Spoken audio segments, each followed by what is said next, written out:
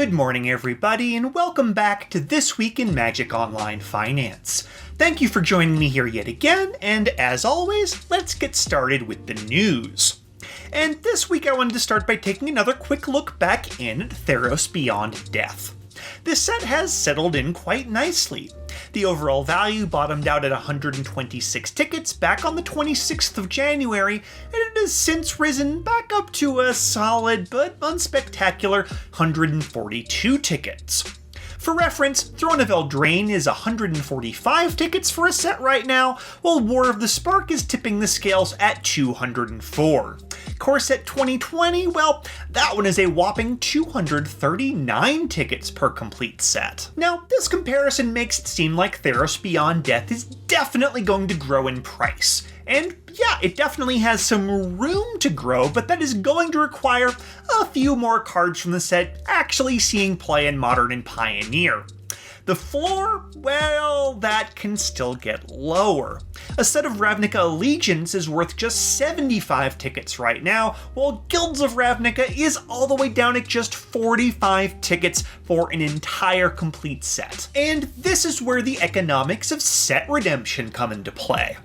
War of the Spark is still up over the 200 ticket mark despite being out of the set redemption window, precisely because it has a ton of key Eternal staples like Teferi Time Raveler, Niv Mizzet Reborn, Dreadhorde Arcanist, and Finale of Devastation.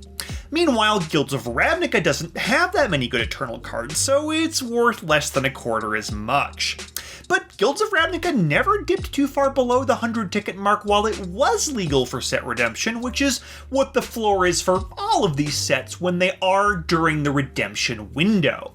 And that means that Theros Beyond Death is currently trading at about 42 tickets above its price floor, which is roughly in line with Throne of Eldraine and seems like a reasonably healthy figure.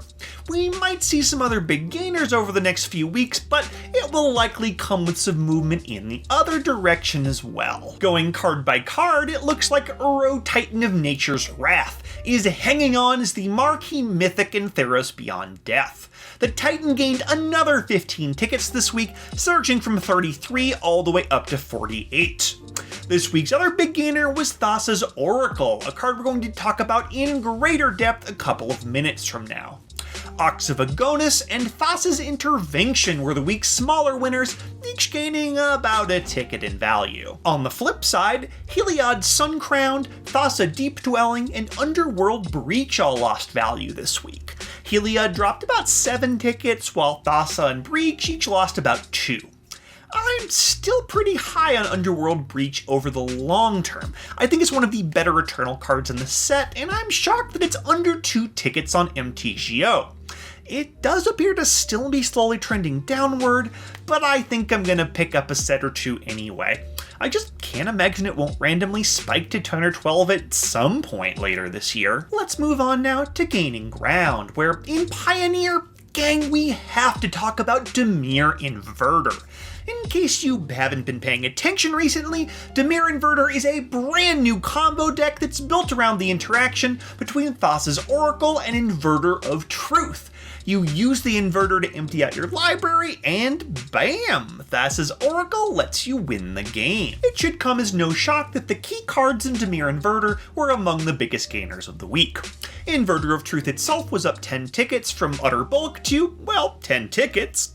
Jace Wielder of Mysteries, the backup plan to Thassa's Oracle, jumped 7 tickets from 2 up to 9, and the Oracle herself of course spiked 5 tickets from 4 up to also 9. Where are these cards going to go from here? Well, that depends on the future of this deck in Pioneer.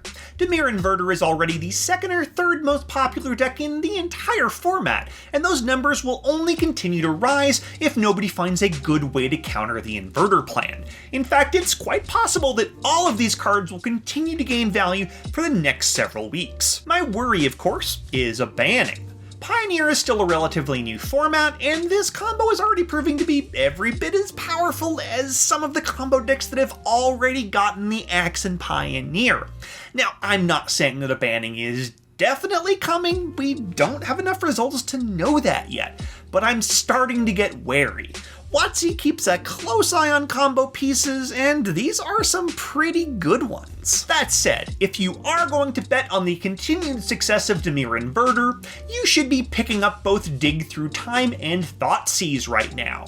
Both of these cards are staples in all the versions of Dimir Inverter that I've seen, and their price hasn't gone up more than a ticket or two yet.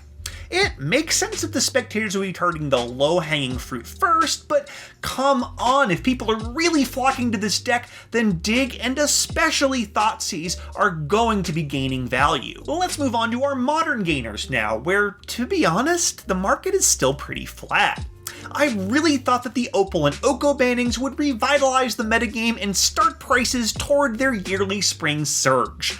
But even though the former has happened and the new meta is pretty neat, the latter really hasn't.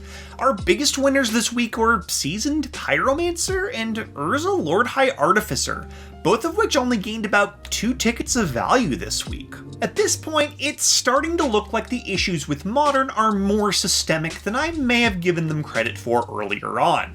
Folks are just sick of spending thousands of dollars on a deck only to get hit with a banning or a total format shakeup thanks to sets like Modern Horizons. And things in Modern have been so unstable recently that it makes more sense to focus on a format like Pioneer for now, where at least the prices are cheaper and the metagame feels more fresh.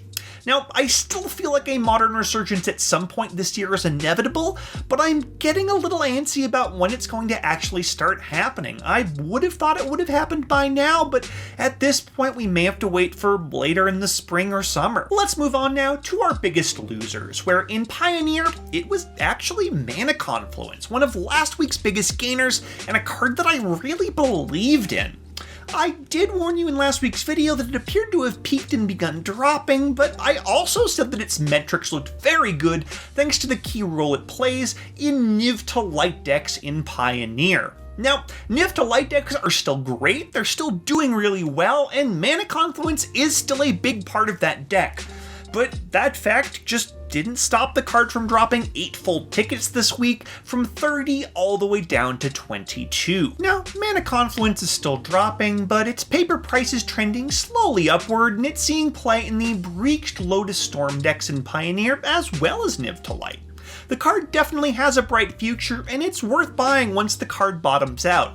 Just don't pull that trigger until it actually reaches the end of its current tumble. Over in Modern, well, at least things aren't getting too much worse. Plague Engineer and Force of Negation headline our list of losers this week, with both cards dropping about 4 tickets in value. Plague Engineer is down from 24 to 20, while Force dropped from 54 down to 50.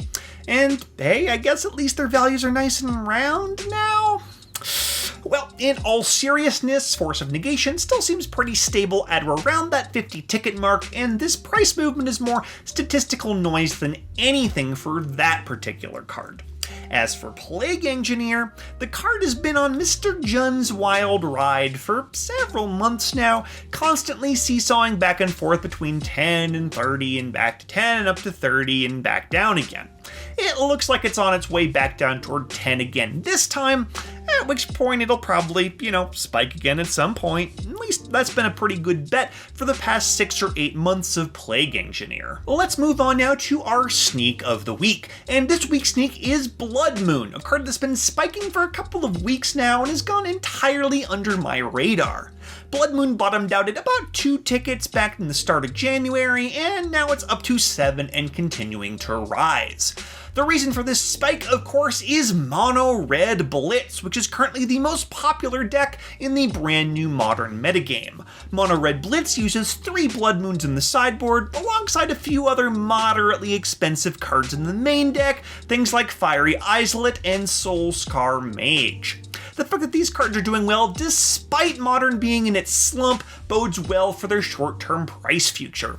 I'd pick up Blood Moons ASAP if you're in the market, and they still have quite a lot of room to run. As always, let's end the week by taking a look at the MTGO trader sales data over the past 7 days. And this gives us a really good idea of which cards are buying and selling the best right now, regardless of price increases or decreases. Looking at overall sales by volume, Dryad of the Elysian Grove is still very high on this list. The card's price chart is still pretty flat. In fact, it dropped about a third of a ticket this week, but the overall demand paints a very different picture. Dryad of the Elysian Grove is definitely a card I'm looking to pick up at current value because it's going to spike at some point, and 2 tickets each is a low enough gamble to take that risk, just like Underworld Breach. That said, if you're going to buy a card this week, I'd rather go with the best-selling rare of the week by this metric, which was Thoughtseize. Thoughtseize often does well by this metric, but it also backs up my belief that I mentioned earlier that this card has all kinds of upside